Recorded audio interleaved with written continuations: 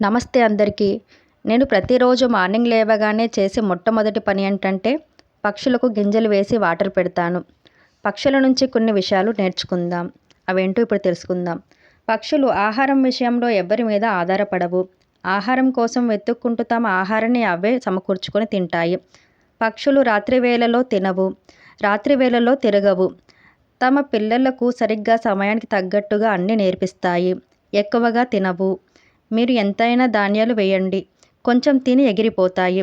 తమతో ఏమీ తీసుకెళ్ళవు. రాత్రి వస్తేనే నిద్రపోతాయి.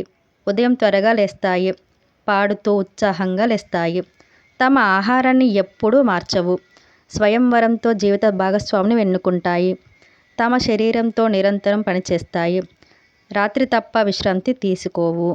పక్షులు ఆరోగ్యంగా బాగున్నప్పుడు మాత్రమే తింటాయి. తమ పిల్లలకు పుష్కలమైన ప్రేమను ఇస్తాయి. కృషి చేయడం వలన వ్యాధులు రావు. ప్రకృతిలోంచి ఎంత అవసరమో అంత మాత్రమే తీసుకుంటాయి.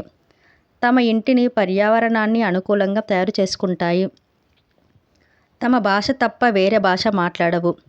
చాలా బోధనాత్మకంగా ఉంది కదా.